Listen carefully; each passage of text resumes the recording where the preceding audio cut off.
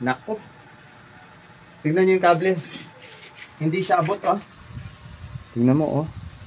Kung gaganyanin ko naman, pwede. Ganyan yung pinagbabawal na technique, eh. Aabot siya nun. Pero, baduy siya. Mahalaga kasi maporma itong BMX cab natin, eh. Hindi kami makahanap ng kable na match para dito sa clutch conversion kit.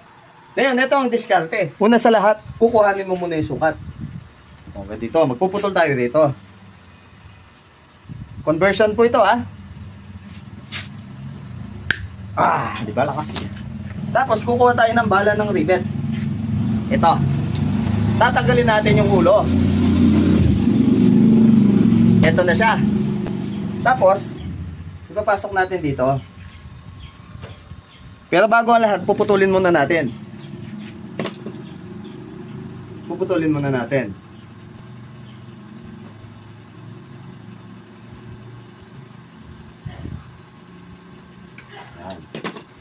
Ito, naputol na. I-shoot natin to dito.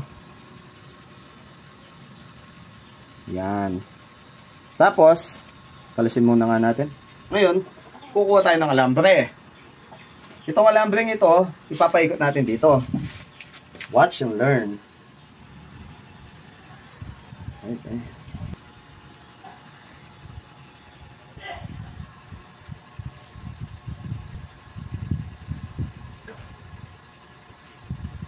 Yan. Puputulin na natin ito. Bakit ya? Clear.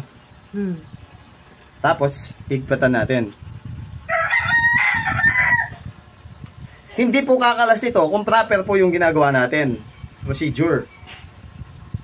Mauna pang kakalas ang relasyon nyo kesa sa ginawa natin to.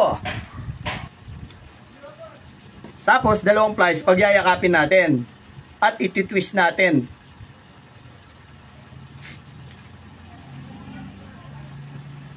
Nakikita nyo ba mga ka-immortal?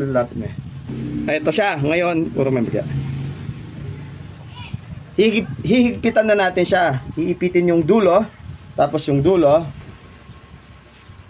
Higpit na mahigpit.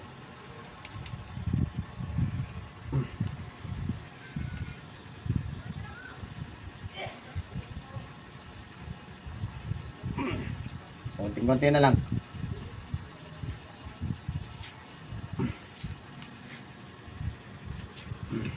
Okay. Oh, eto na. Mahigpit na mahigpit po ito. Sure ball, promise. Naka-clutch spring po tayo dito, kaya matigas na matigas po ito. Pero tingnan nyo, hindi po kakalas basta-basta yan. Tapos pipisilin na ulit to, itong nipple. Itong bala ng rivet. Ganon. Yun, para yumakap din siya. O, ito, ipapasok na natin. Tingnan nyo mga ka-immortal. The moment of truth. Swak. Swak. Swak na swak.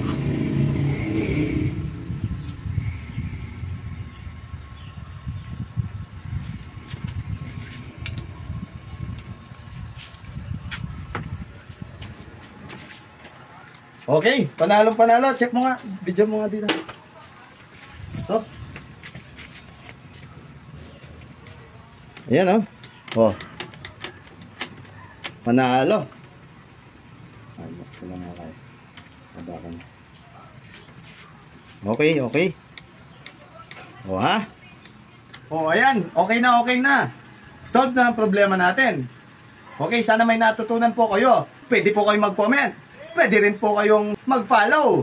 Pwede rin kayong mag-bash. Pag-share na lang po ito sa mga kakilala nyo kung nakapulot kayo ng konting aral. Ito po ang inyong lingkod, Joel Mascareñas. Bye-bye! Joel Mascareñas, ang pinakahanga.